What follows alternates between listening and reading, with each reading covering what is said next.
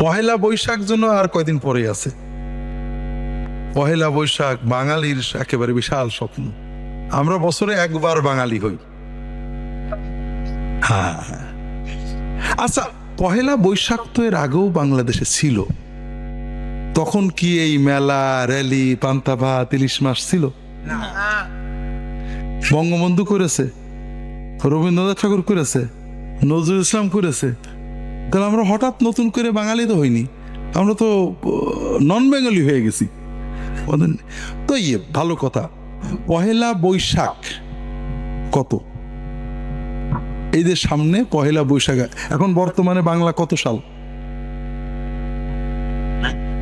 1421। তো বুঝলাম পহেলা বৈশাখ 1421 অথবা 1422। তাহলে এর একটা এক ছিল না? যেমন ইংরেজি বা কমন এরা, ক্রিশ্চিয়ান এরা আমরা বলি 2015। এটা একসময় এক সাল ছিল না? ছিল তো। সে এক কবে ছিল? এখন তো 2015। এর শুরু হয়েছিল কি দিয়ে? এক কিসের থেকে শুরু হয়েছিল? যীশু খ্রিস্টের জন্ম। এটা ভুল। যীশু খ্রিস্টের জন্ম হয়েছে এর প্রায় 6 বছর আগে। যাই হোক, যেটাই হোক, কথা হলো যীশু খ্রিস্টের জন্ম থেকে এটা শুরু। এটাই তো। তাহলে এই যে 1422 বা 21, এটা শুরু হয়েছিল কি থেকে? হ্যাঁ, এই একটা কিসের? বঙ্গবন্ধুর জন্মদিন, রবীন্দ্রনাথের জন্মদিন। তবে হ্যাঁ, যীশু খ্রিস্টের জন্মদিন থেকে 2015 হলো। 1421 কোথা থেকে হলো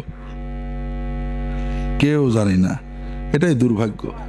মুহাম্মদ রাসূলুল্লাহ সাল্লাল্লাহু আলাইহি ওয়াসাল্লামের হিজরত থেকে হলো 1421 পহেলা বৈশাখ। মানে এর থেকে 1421 বছর আগে মুহাম্মদ রাসূলুল্লাহ সাল্লাল্লাহু আলাইহি ওয়াসাল্লাম মক্কা থেকে মদিনায় হিজরত করছিলেন। আমরা জানি না। কেউ বলে না যে 1421 1422 পহেলা বৈশাখ আসলো। রাসূলুল্লাহ সাল্লাল্লাহু আলাইহি ওয়াসাল্লাম 1422 বছর আগে হিজরত করছিলেন। আজকে আমরা সবাই প্রতিজ্ঞা করি, এই নতুন বছরে বৈশাখের খর তাপে আমরা প্রতিজ্ঞা করি, আমরা আগামী একটা বছর নবীজি সাল্লাল্লাহু আলাইহি ওয়াসাল্লাম আদর্শের জন্য, সত্যের জন্য জন্মভূমি পর্যন্ত ত্যাগ করেছেন। আমরা অন্তত ধূমপানটা আগামী বছরের জন্য ত্যাগ করব, ঘুষটা ত্যাগ করব, অন্তত একটা দুর্নীতি আগামী 1 বছরের জন্য ত্যাগ করব। এই প্রতিজ্ঞা আসেন আমরা করি। এই কথা কি টিভিতে, মিডিয়ায় কোনো নেতা, কোনো সাংস্কৃতিক কর্মী বলে নাকি? কারণ এই ধরনের কথা বললে আমাদের স্বাধীনতা, সার্বভৌমত্ব বিপন্ন হয়ে যাবে। ঠিক না? ঠিক তো। আমরা যদি দুর্নীতি বাদ দিই, ধূমপান বাদ দিই, তাহলে তো আমাদের স্বাধীনতা ধ্বংস হয়ে যাবে। ঠিক না? বলে না কেন? আচ্ছা, এসব মৌলবাদী কথা থাক, এখন আপাতত থাক। আমরা দেশের আরো ভালো কথা বলি। পহেলা বৈশাখে কাল বৈশাখী ঝড়ের আগমন শুরু। ঠিক না?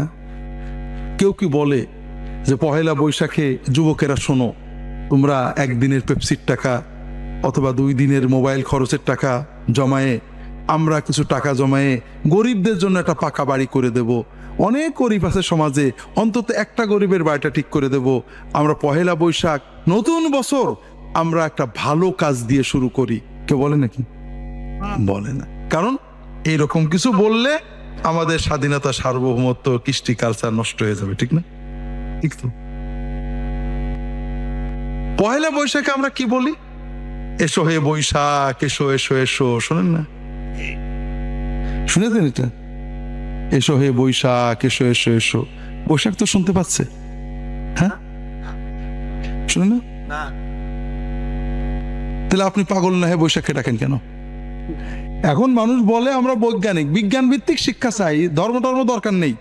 কোন বিজ্ঞানে বলে যে বৈশাখকে ডাকলে শোনে? বলে নাকি? এটা হলো প্রাচীন প্যাগানিজম, প্রকৃতি পূজা। আমাদের দেশে একসময় ছিল, বৃষ্টি না হলে কাদা পানি মাখতো, ছিল না? কেন? মানুষ আগে যেমন বিশ্বাস করতো যে আমরা যখন কাদা পানি মাখবো, আমার গায়ে কাদা পানি, তাহলে আসমানও আমাদের দেখে দেখে পানি দিয়ে দেবে। কথা বুঝেছেন? এটা হলো প্যাগানিজম, প্রকৃতি পূজা। এই প্রকৃতি পূজা আমরা আল্লাহর নামাজ পড়বো, দোয়া করব না বলে এটা ধর্ম মৌলবাদ। আর আমরা সেই বস্তা পচা প্রাগ ঐতিহাসিক যুগের প্রকৃতি পূজা নিয়ে আসছে। এসো এসো এসো হে বৈশাখ এসো। অবৈজ্ঞানিক সম্পূর্ণ রকমের একটা প্যাগানিজমকে আমরা রিভাইভ করছি, নতুন করে চিন্তা করছি। কেন? উদ্দেশ্য একটাই, উদ্দেশ্য হলো প্রথম নগদ টার্গেট বাণিজ্য, টাকা। আর দ্বিতীয়, এটাও বড় টার্গেট, আমাদেরকে ভোগমুখী করা, আমাদের ভিতর থেকে নৈতিকতা আদর্শ দূর করে দেওয়া। ইসলাম যত আনন্দ দিয়েছে প্রত্যেকটার সাথে ত্যাগ আছে।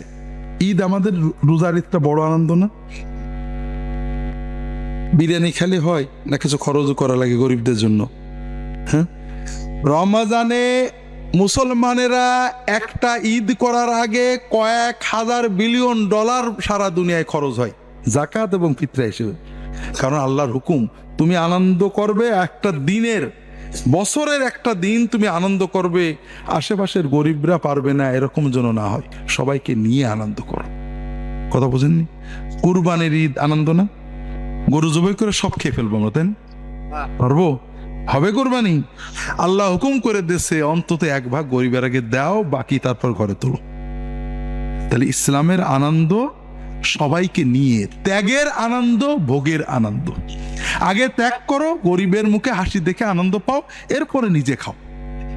এই জন্য ঈদুল ফিতরে ঈদের মাঠে যাওয়ার আগে কিন্তু ফিতরা দিতে হবে।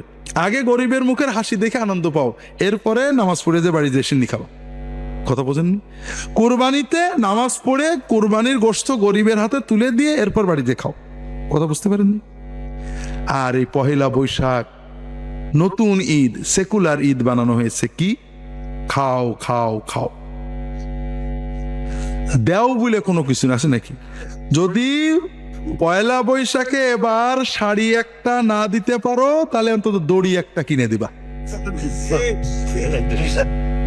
তো বলেননি কি বর্বরতা তৈরি করা হয়েছে সমাজের ভিতরে? শাড়ি আছে, গরিব স্বামী, কিন্তু শাড়ি কিনতেই হবে। ঈদের শাড়ি না কিনলে গলায় ধরে নিতে চাই না, কিন্তু পহেলা বৈশাখের শাড়ি না কিনলে গলায় ধরে নেবে। এই বর্বরতা তৈরি করা হয়েছে। যুবকদের বলছি, তোমাদেরকে এক্সপ্লয়েট করার জন্য, তোমাদেরকে পশু বানানোর জন্য, যেন তোমরা জোয়াল বইতে পারো। কাজেই সচেতন হইতে হবে। অন্তত অশ্লীলতা, বেহায়াপনার পথ থেকে সরে থাকতে হবে, নামাজটা ধরে থাকতে হবে, দিনদার মানুষদের সাথে থাকতে হবে।